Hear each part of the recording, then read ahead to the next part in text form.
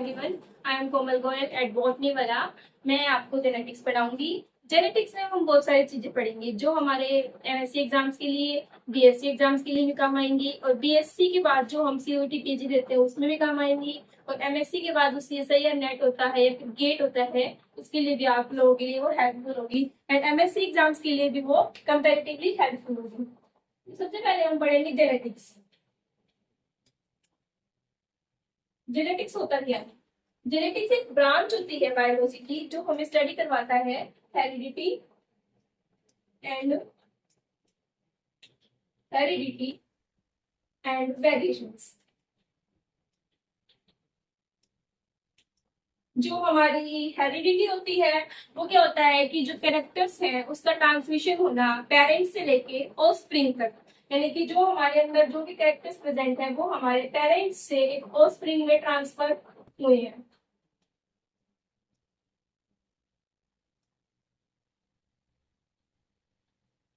Parents to offspring, ठीक है। और जो वेरिएशंस होते हैं वो क्या होता है कि डिफरेंसेस होते हैं जो कि हमें इंडिविजुअल्स में देखने को मिलते हैं as compared to a parent, यानी कि जिन केसेस में हम हमारे पेरेंट्स से डिफर करेंगे उस चीज को हम क्या बोलेंगे, वेरिएशंस बोलेंगे। ओके। और फिर होता है इनहेरिटेंस।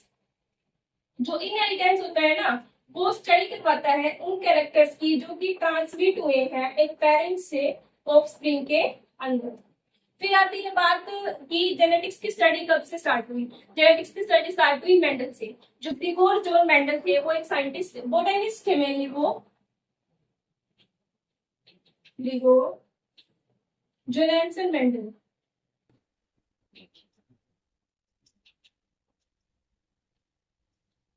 वो एक साइंटिस्ट थे और उन्होंने अपनी गार्डन पी प्लांट,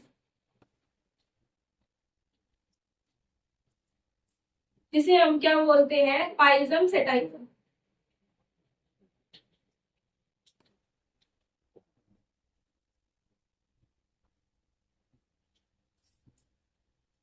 जो मेंडल थे उन्होंने स्टडी की थी गार्डन पी प्लांट के ऊपर, जिसका जो साइंटिफिक नेम था वो था पाइजम सेटाइवम, और उसके ऊपर स्टडी किया था उन्होंने।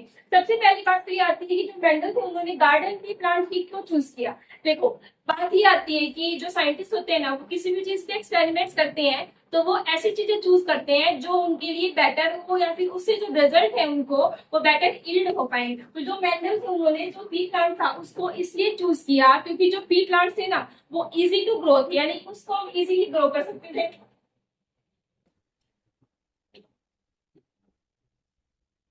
और उनके अंदर सेल्फ पॉलिनेशन भी हमें देखने को मिल सकती थी।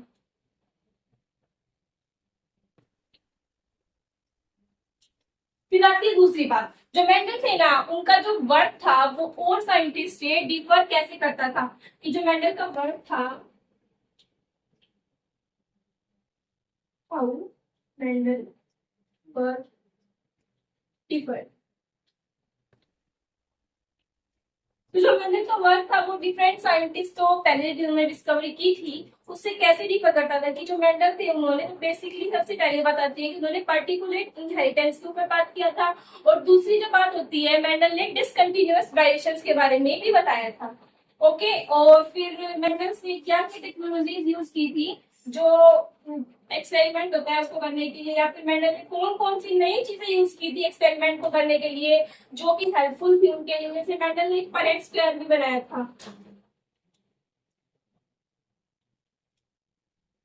जो परेट स्क्वायर होता है ना वो एक मैथमेटिक्स में यूज होने वाली चीज होती है। एक स्क्वायर शेप में एक बॉक्स होता है जिसके ऊपर हम साइड्स में इधर और इधर इधर हम जीन्स लिख सकते हैं, और उसका फिनोटाइप और जीनोटाइप फिर हम देन कैलकुलेट कर सकते हैं। मेंडल ने मैथमेटिक्स भी यूज किया था।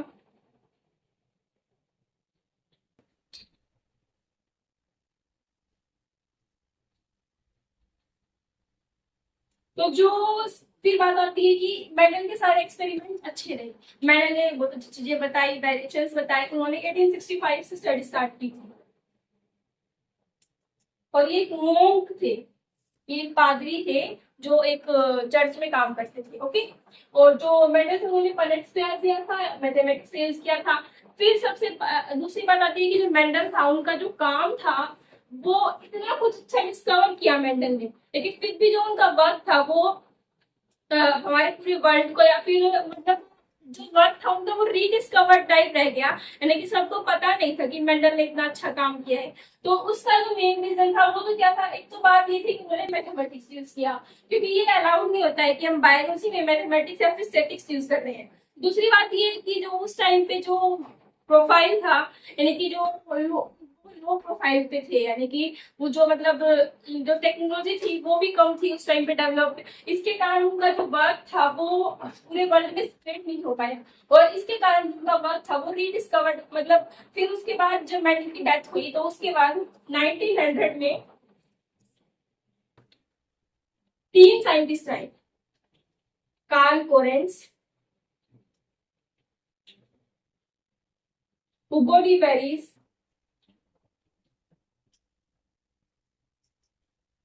And Erich von Tesla.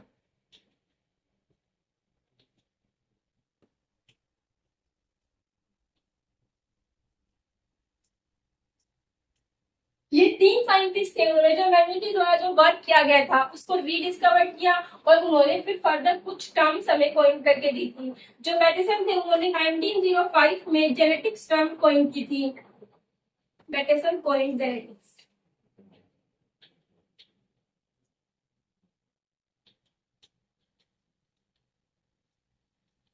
फिर उसके बाद हमारे थॉमस एंड मॉर्गन आते हैं, और Sutton and Theodor Boveri Sutton ये लोग आते हैं।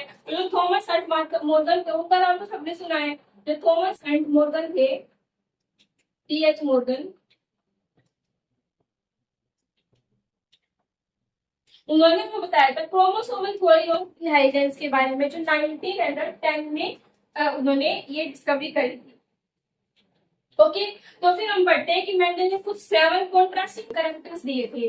वो 7 कॉन्ट्रास्टिंग का मतलब क्या होता है, वो कैरेक्टर जो एक दूसरे से सिमिलर होते हैं, अपोजिट्स होते हैं, तो वो डिफरेंट टाइप्स के हो सकते हैं। मेंडल ने 2 चीजें बताई थी, एक कैरेक्टर जो होता है ना वो 2 टाइप का हो सकते हैं, वो डोमिनेंट हो सकता है, वो रिसेसिव हो सकता है। तो मैंने 7 कॉन्ट्रास्टिंग कैरेक्टर दिए थे। तो सबसे पहले आता है स्टेम की हाइट, दूसरा आता है सीड का शेप, तीसरा आता है सीड का कलर, फ्लावर का फ्लावर पोजीशन मान लेते हैं इसको, और देन फ्लावर पोजीशन हो गया, फ्लावर का कलर, सीड का शेप, सीड का कलर, पोड का शेप एंड पोड कलर। ठीक है, तो ये 7 कैरेक्टर्स मेंडल ने दिए थे। लेकिन बात ये आती है कि मेंडल ने यही 7 कैरेक्टर्स क्यों यूज किए। तो उन्होंने कहा था कि जो ये कैरेक्टर्स है वो प्योर लाइन है। प्योर लाइन का मतलब होता है कि अगर 3 सक्सेसिव जनरेशन तक हम उनको क्रॉस करवाएंगे तो हमें कोई ब्लेंडिंग देखने को नहीं मिलेगी। अगर ब्लेंडिंग देखने को मिलेगी तो वो हमें कुछ डिफरेंट रिजल्ट प्रोवाइड नहीं करेगी। और फिर इनमें जो कैरेक्टर्स होते हैं वो 2 टाइप के होते हैं, डोमिनेंट एंड रिसेसिव। जो डोमिनेंट होगा स्टेम की हाइट, जो मेनली हम क्या चाहेंगे, जो हमारी स्टेम की हाइट है वो हमारी कैसी हो, टोल हो। ठीक है, और जो रिसेसिव में मतलब कम क्या चाहेंगे, जो हमारी स्टेम की हाइट है वो डार्क हो, यानी कि छोटी हो। सीड का शेप मेनली हम चाहेंगे जो हमारी शीट की शेप है वो राउंड हो, और कम हम चाहेंगे हमारी शीट की शेप कैसी हो, रिंकल। फिर हम चाहेंगे शीट का कलर। शीट का कलर मेनली कैसा होता है, हमारा येलो का होता है, तो मेनली हम जो शीट का कलर है वो चूज करेंगे येलो, और कम में हम चूज करेंगे ग्रीन। फिर फ्लावर का पोजीशन, जो फ्लावर का पोजीशन होता है वो 2 टाइप से देखने को मिलता है, एक्सियल एंड टर्मिनल। तो फिर बात आती है कि एक्सियल और टर्मिनल। एक्सियल का मतलब होता है हमारा जो प्लांट है उसमें जो फ्लावर है वो एक्सिस पे प्रेजेंट है, और फिर जो टर्मिनल है उसका मतलब होता है कि जो फ्लावर है वो हमारे बीच में कहीं प्रेजेंट है। फिर फ्लावर का कलर आता है, फ्लावर का कलर वॉयलेट हो सकता है, और जो रिसेसिव है उसमें कैसे लिखा होगा, व्हाइट कलर का। फिर कोड का शेप, कोड का शेप इनफ्लेटेड, और दूसरा होता है कॉन्स्ट्रिक्टेड। तो जो इनफ्लेटेड होता है उसमें तो क्या होता है, ये जो कोड है हमारी वो भी फुली हुई दिखेगी, कॉन्स्ट्रिक्टेड में थोड़ी कोड है वो पिचकी हुई दिखेगी हमें। फिर कोड का कलर मेनली ग्रीन होना चाहिए, और रिसेसिव में क्या होगा, वो येलो होगा। ओके। फिर कुछ टर्म्स आती हैं या फिर कुछ डेफिनेशंस आती हैं जो कि डिफरेंट मतलब जो हमें जेनेटिक्स में हेल्प करेंगे, उसके बारे में हम पढ़ेंगे। तो वो टर्म्स क्या क्या है उसके बारे में हम पढ़ते हैं, देखिए ठीक है। तो सबसे पहले आता है करेक्टर्स। करेक्टर्स क्या होता है,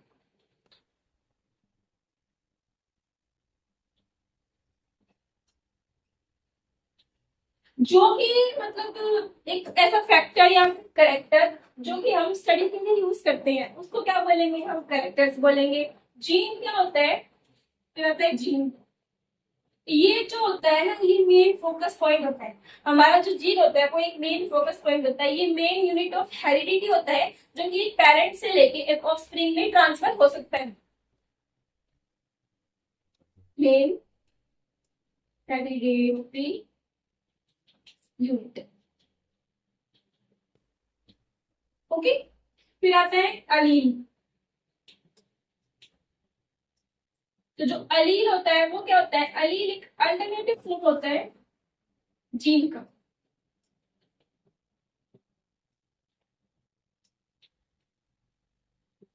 ओके।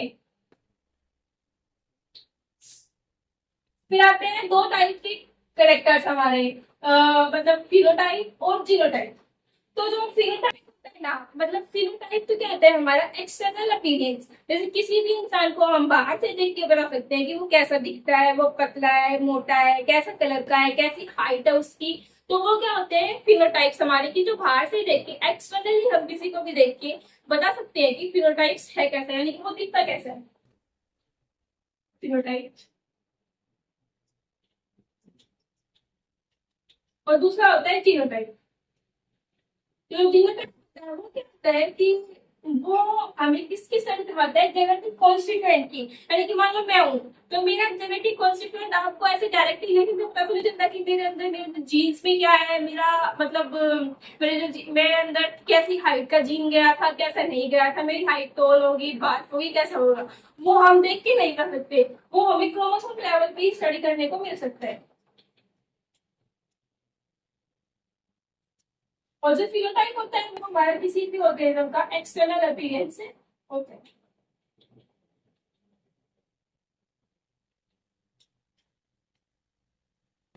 ओके। फिर दो टाइप के अलील्स होते हैं, डोमिनेंट अलील।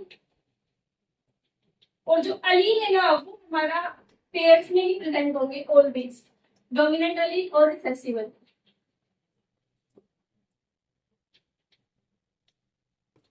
तो जो हमारा डोमिनेंट होगा वो तो खुद को एक्सप्रेस कर पाएगा, लेकिन जो रिसेसिव होता है अगर वहां पे डोमिनेंट अलील प्रेजेंट होगा तो जो रिसेसिव है वो खुद को एक्सप्रेस नहीं कर पाएगा। जो डोमिनेंट अलील है वो सप्रेस कर देता है किसको, रिसेसिव अलील को। और डोमिनेंट अलील को हम कैपिटल से रिप्रेजेंट करते हैं, कैपिटल। और इसको हम स्मॉल से रिप्रेजेंट करते हैं। जो डोमिनेंट है वो कैसा हो सकता है, capital T, capital T, capital T, small T, और ऐसे हो सकता है। और जो रिसेसिव है वो तो एक ही टाइप का होगा, small T, small T, small R, small R. Okay. फिर आता है टेस्ट क्रॉस और बैक क्रॉस। दो टाइप के क्रॉस हमें देखने को मिलते हैं, टेस्ट क्रॉस, बैक क्रॉस। तो जो टेस्ट क्रॉस होता है ना, जैसे मान लो जो दो टाइप के क्लोज हमें देखने को मिलते हैं, सीधी बात है। देखो, एक होता है टेस्ट क्लोज, दूसरा होता है पैक क्लोज। जो टेस्ट क्लोज होते हैं ना, वो क्या होता है कि जो हमारे पेरेंट्स है, जो हमारी मतलब जो हमने पेरेंट्स लिए हैं, उसका जो F1 जनरेशन आई है उसके जो F1 आई है उसका क्रॉस रिसेसिव पेरेंट के साथ करवाएं। आगे समझ में, जैसे मतलब मान लो ये हमारा पेरेंट है, कैपिटल टी, स्मॉल टी, ये हमारे पेरेंट्स हो गए। तो फिर हमारी F1 जनरेशन आ गई। ओके। तो ये हमारी F1 जनरेशन आ गई, इसका हमें फिनोटाइप नोन नहीं है, क्योंकि नहीं पता कि इसमें कैसे कैरेक्टर्स है, या फिर ये होमोजाइगस है या फिर हेटेरोजाइगस है। तो इसका हम क्या करवाएंगे, इस रिसेसिव पैरेंट के साथ क्रॉस करवाएंगे,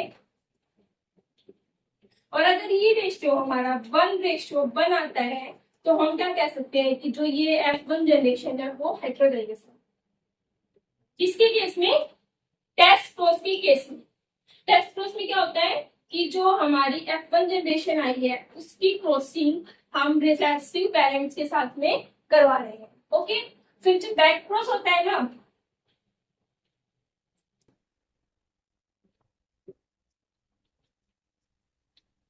उसमें हम हमारे पेरेंट्स की या फिर सॉरी F1 जनरेशन की क्रॉसिंग किसी के साथ भी करवा सकते हैं। बस जो टेस्ट क्रॉस होता है वो बहुत हेल्पफुल होता है हमें कि हेटेरोजाइगस या फिर होमोजाइगस आइडेंटिफाई करने में। 1:1 का मतलब है 50%, यानी कि 50 हमारा जो रिजल्ट है वो 50 देखने को मिला है।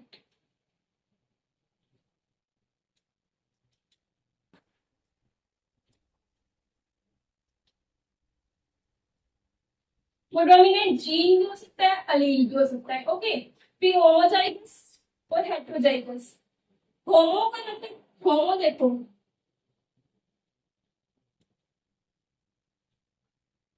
Homozygous and heterozygous.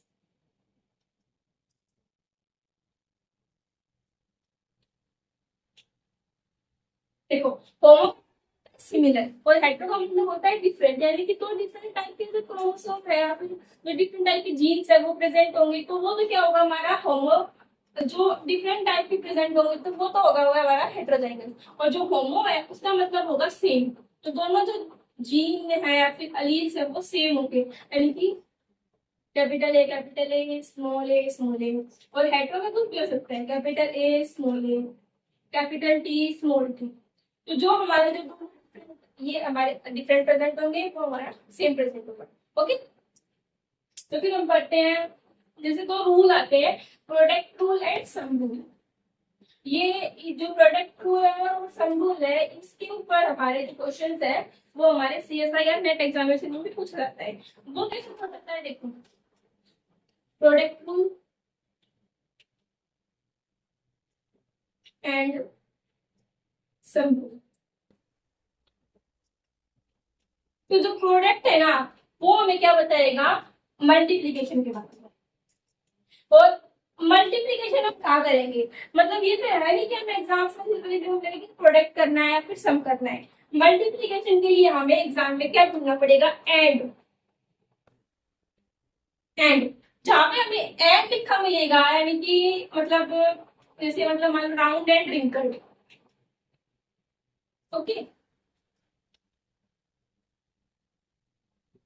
तो इसमें हमें एंड लिखा हुआ है और इसकी हमें नंबर दिया होता तो हम दोनों को मल्टीप्लाई कर देते और हमारा रिजल्ट आ जाता। और जो सम रूल है उसके लिए हम देखेंगे प्लस को, और सम रूल के लिए हमें क्या दिया मिलेगा एग्जाम में, और देखने को मिलेगा। ओके, तो और का मतलब और से हम क्या बोल सकते हैं, राउंड, यहाँ में लिखा है राउंड एंड रिंकल, तो यहाँ हम बोल सकते हैं राउंड और रिंकल।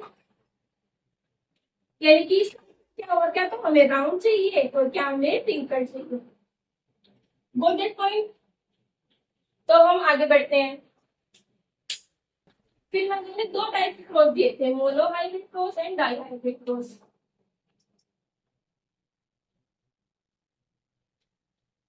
तो जो मोनो हाइब्रिड क्रॉस है उसका मतलब क्या होता है कि सिंगल पेरेंट इन्वॉल्व है, यानी कि सिंगल टाइप के करेक्टर हम ले रहे हैं, पेरेंट तो नहीं, सिंगल, सॉरी, सिंगल टाइप का करेक्टर इन्वॉल्व होता है मोनो हाइब्रिड क्रॉस में। और डाई हाइब्रिड क्रॉस में क्या होता है कि हमारे दो टाइप के करेक्टर्स वहां पे इन्वॉल्व रहते हैं। मोनो हाइब्रिड क्रॉस, जो मोनो हाइब्रिड क्रॉस होता है उसमें हमारा सिंगल टाइप का करेक्टर इन्वॉल्व होता है, जैसे कि यानी कि हमने पढ़ा था स्टेम हाइट, स्टेम का शेप, स्टेम की मतलब फ्लावर की पोजीशन, फ्लावर का शेप, फ्लावर का कलर, और पोड का शेप, पोड का कलर, सीड का शेप, सीड का कलर। तो इनमें से कोई भी एक डोमिनेंट ले लेंगे, कोई भी रिसेसिव ले लेंगे, सिंगल पेरेंट इन्वॉल्व होगा, ये बात तो ठीक है। सिंगल पेरेंट इन्वॉल्व, ये आगे से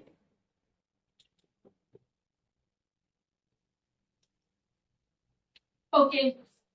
देन सिंगल के लिए हम ले लेंगे हमारी F1 जनरेशन है जो, सॉरी पेरेंट्स जो है हमारे, वो एक तो टोल है, दूसरा क्या है, ड्वार्फ है, एक डोमिनेंट है और दूसरा क्या है, रिसेसिव। ये हो गया। फिर इन दोनों का जो हमारी क्रॉसिंग होगी और फिर हमारा क्या आएगा, F1 जनरेशन। F1 जनरेशन हमारा क्या होगा, capital T and small T. फिर जो हमारी F1 जनरेशन आई है ना, हम क्या करेंगे, इस F1 का फिर से क्रॉसिंग करवाएंगे, यानी कि F1 की हम क्या करवाएंगे, सेल्फिंग करवाएंगे। इसका खुद का मतलब फिर से क्रॉसिंग होगा, तो ये ऐसे होगा। फिर हम मैंने भी क्या किया था, पनेट स्क्वायर, तो पनेट स्क्वायर ड्रा कर लेंगे। तो जो भी हमारे जीन्स है ना मेंशन किए गए हैं, उसको एक को तो इधर लिख देंगे, एक को इधर लिख देंगे, एक को इधर और एक को इधर। ओके, है समझ में कैसे किया। फिर इसको हम क्रॉसिंग कराएंगे, ऐसे बैक क्रॉसिंग, इधर से इसको, फिर इधर से इसको, इधर से इस, फिर हम इसमें रिजल्ट देंगे, capital T capital T capital T small T capital T small T and small T and small T. ये तो हमारा है टोल, और ये भी हमारा टोल ही होगा, क्योंकि यहाँ पे देखो जो कैपिटल टी प्रेजेंट है और जो स्मॉल टी है वो एक्सप्रेस प्रेजेंस में, तो ये भी हमारा कैसे होगा, टोल ही होगा। ये हमारा टोल होगा, ये भी हमारा ड्वार्फ होगा। जो फिनोटाइपिक रेशियो है वो हमारा आ जाएगा, ये एक, दो एंड तीन, यानी कि थ्री हो गए सेम टोल, तो थ्री। और एक हमारे पास क्या हो गया, ड्वार्फ। जो हमारा फिनोटाइपिक रेशियो है वो आ गया 3:1। ओके, फिर हमारा जीनोटाइपिक रेशियो, तो जीनोटाइपिक रेशियो है वो क्या होगा,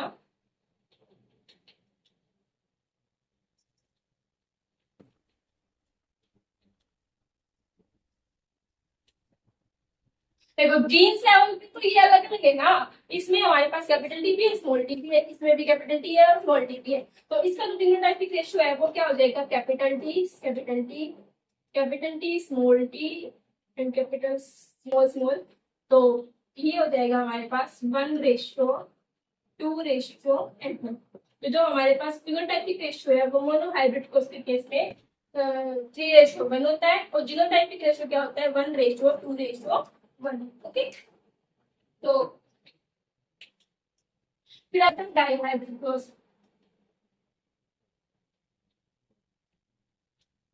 तो डाइहाइब्रिड क्लोज में क्या होगा, वैसे इसमें हमने एक दिया है टोल और एक दूसरा यहाँ हुआ, तो उसके केस में हम दो टाइप के कैरेक्टर्स ले लेंगे, दो टाइप की पेरेंट्स, दो टाइप के कैरेक्टर्स ले लेंगे डाइहाइब्रिड क्लोज इधर के साथ।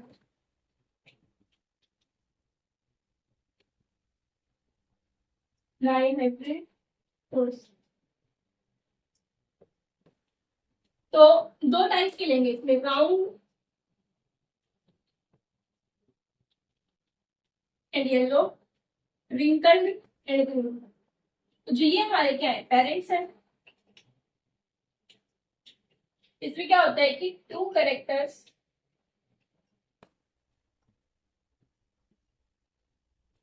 Are involve. तो ब्राउन येलो ले लिया और रिंकल्ड ग्रीन ले लिया।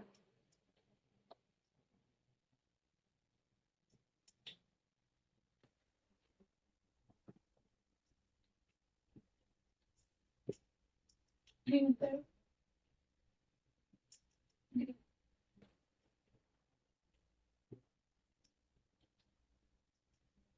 तो फिर इसका हमने F1 निकाला, F1 हमारे पास क्या आ जाएगा, capital R small R capital Y and small. तो फिर क्या करेंगे हम फर्दर, जो हमारे पास F1 आई है उसकी हम फिर से सेल्फिंग करवाएंगे, और फिर हमारे पास फर्दर F2 निकल जाएगा, और F2 से हम क्या निकालेंगे, हमारा फिनोटाइपिक एंड जीनोटाइपिक रेशियो। तो इसका F2 निकालने के लिए हम क्या करेंगे,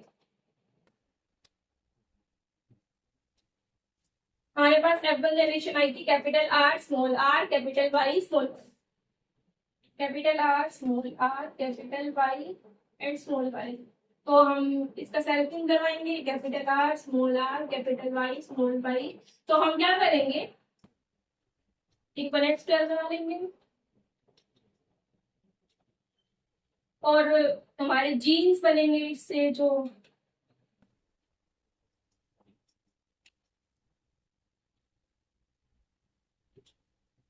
गैमेट्स जो बनेंगे हमारे इससे, वो क्या हो जाएंगे,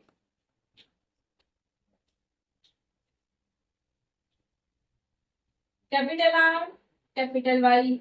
यहाँ पे कैपिटल वाई आ चुका, यहाँ पे कैपिटल आर स्मॉल वाई लिख देंगे, यहाँ पे कैपिटल आर स्मॉल आर लिख देंगे एंड कैपिटल वाई लिख देंगे, और यहाँ पे स्मॉल आर लिख देंगे और कैपिटल वाई। क्यों हमने क्या कि देखो, पहले हमारे पास जो कैपिटल के प्रेजेंट होंगे डोमिनेंट है, फिर एक स्मॉल रिसेसिव प्रेजेंट होगा, फिर एक कैपिटल, मतलब दोनों प्रेजेंट होंगे और ऐसा सेम हम ऊपर लिखेंगे। ओके,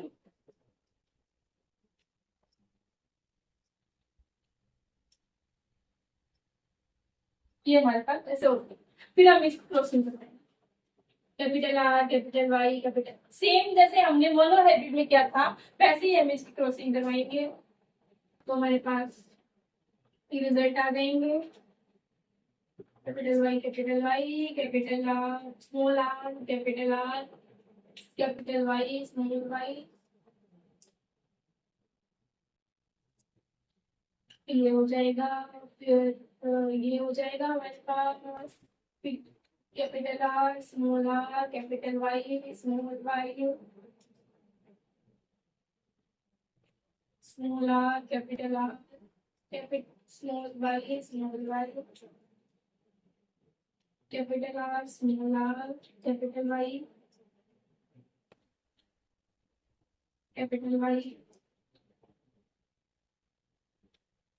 स्मॉल आर कैपिटल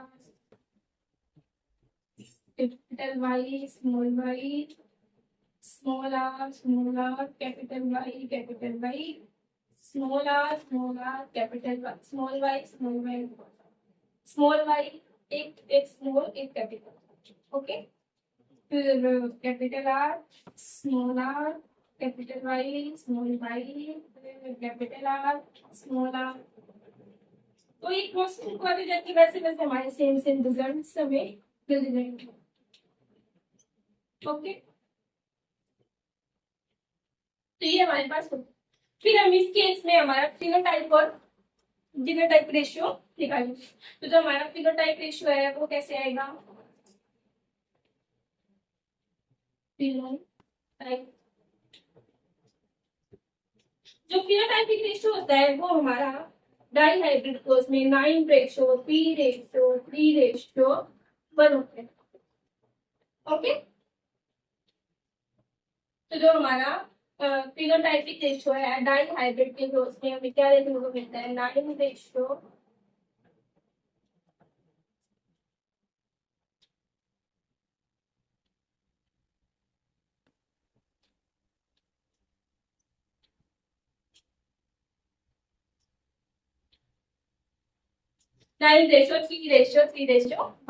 और फिर इसका हम जीनोटाइपिक रेशियो भी देख सकते हैं। तो हमें इसके केस में जीनोटाइपिक रेशियो हमें क्या देखने को मिलता है, हम ऊपर लिख देते हैं आपके लिए, ठीक है नहीं, जीनोटाइपिक रेशियो फॉर डाइहाइड्रोजन, ठीक है, 1:1, 2:4, 2 एंड 1:2:1। तो जो हमारा डाई हाइब्रिड होता है उसके केस में हमारा जो जीनोटाइपिक रेशियो होता है वो हमारा ये देखने को मिलता है। तो ये चीजें आई समझ में। जो हमारा मोनोहाइब्रिड होता है उसमें हम सिंगल पेरेंट लेंगे, डाई हाइब्रिड में हम 2 पेरेंट्स लेंगे। So that's all for today, stay connected. हम और टॉपिक्स पढ़ेंगे, अच्छे से टॉपिक्स पढ़ेंगे हम, इसके बारे में आगे लॉस पढ़ेंगे, मेंडल ने क्या क्या लॉस दिए थे, फिर एक्टिव वगैरह पढ़ेंगे। Okay, stay connected.